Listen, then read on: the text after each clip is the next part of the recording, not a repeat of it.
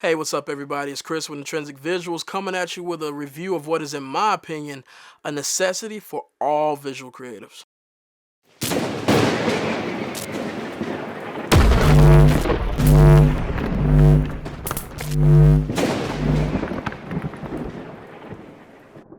Okay, so again, hello to everyone and welcome to the channel for all of my new viewers. So on today, we will be reviewing the very popular Aputure AL-M9 light.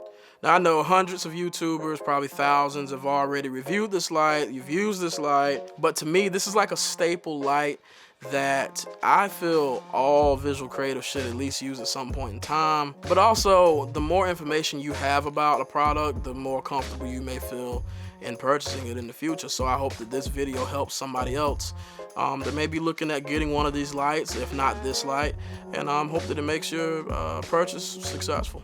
Alright, so enough of all the idle chatter, let's get right into it. So first off, let me show you just what to expect upon receiving this little guy. Okay, so this is the carrying case that the M9 comes in. It appears to be made of some neoprene material.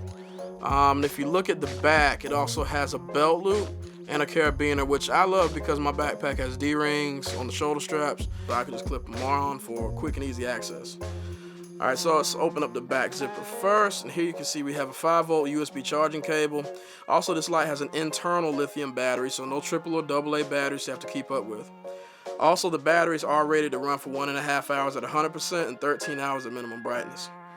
And here we also have the mount for the light. Now, this is a very simple mount. There is a thumb screw on the back, which is used for tightening the clamp and securing the light to the mount. Also, this mount can be used on or off camera. It does have a cold shoe mount, which can be used on any camera's hot shoe, or it can be secured on any tripod or any other stand that has a 1/4-20 stud. So moving on, if we open up the front zipper, we have 2 gel filters here. We have a CTO gel and a CTB gel. Now, for those who don't know, CTO stands for color temperature orange and CTB stands for color temperature blue. Generally, CTB gel is used to convert tungsten light into daylight, and CTO gels do the same, but in reverse. They're used to convert daylight into a tungsten color. And here is the star of the review. This is the Aputure AL-M9. Now, you know one of the things I love about this light?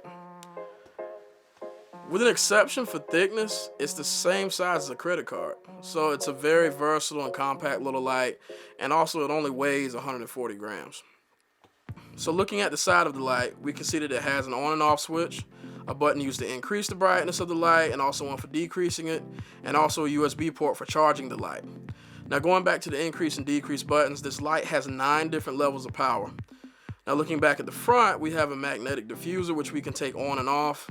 And also to note, guys, these lights are marketed as fill lights. And for those who don't know, a fill light is pretty much like a secondary light that's used to fill in shadows that the main light or the key light doesn't catch. So they aren't super bright, but for something close and intimate like this vlog, for instance, I do feel that somebody could use these to light themselves. Okay, so what I'm gonna do now is show you just how this light works. Alright, so now we can see what the light looks like in its lowest power setting.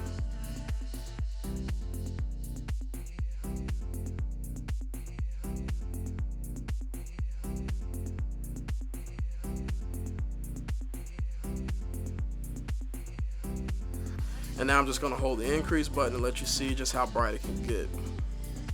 Okay, so here's the light at max power, and that is bright.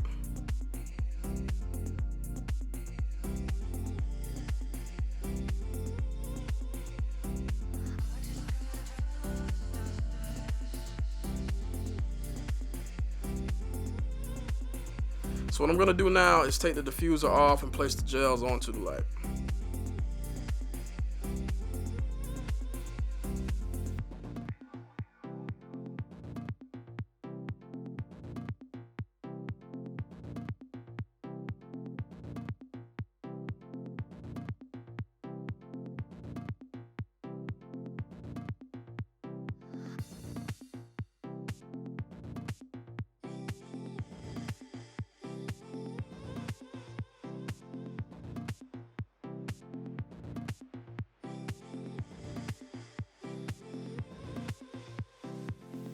Alright, so before I forget, I actually own 2 of these lights.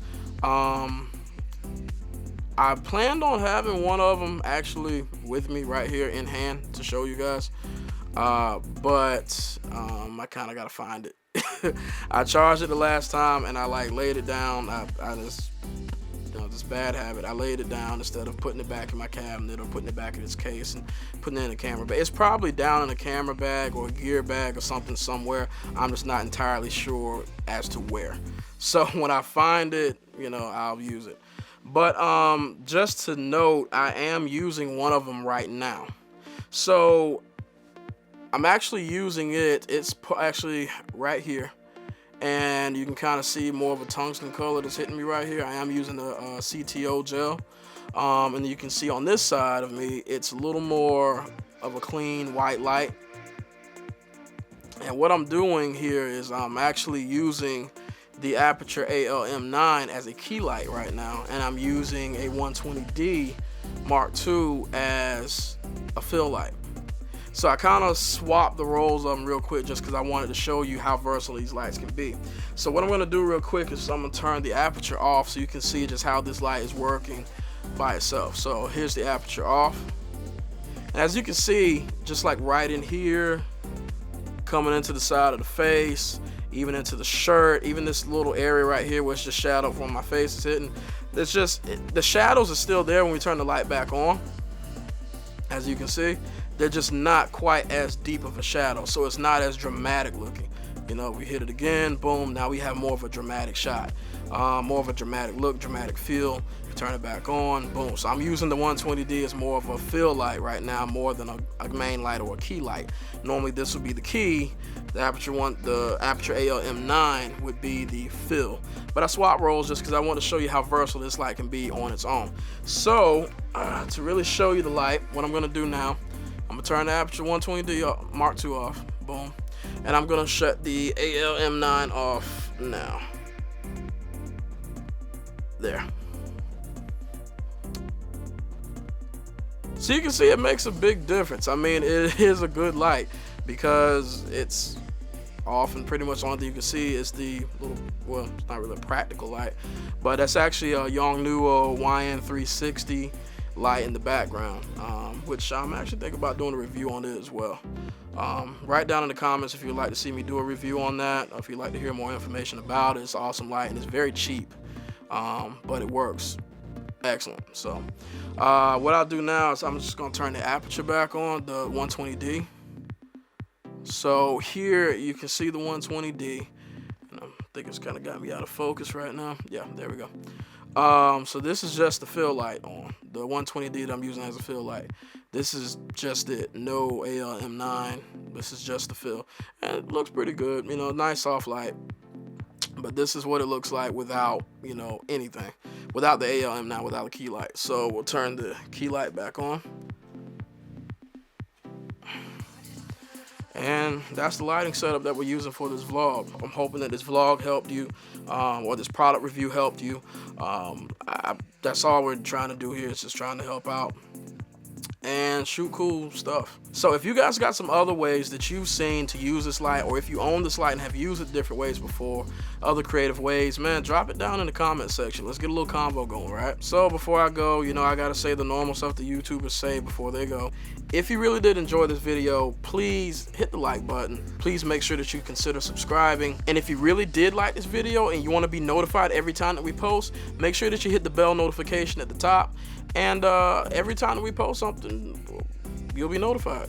Also, if you know of anyone who can benefit from watching this video, please make sure to share it as well. And there will be more reviews, cinematics, tutorials, and just other cool stuff coming. All right, well, I'm gonna go ahead and wrap this right here. You guys have a good evening, night, day, whenever you're watching this. Until the next one, I'm out. Peace.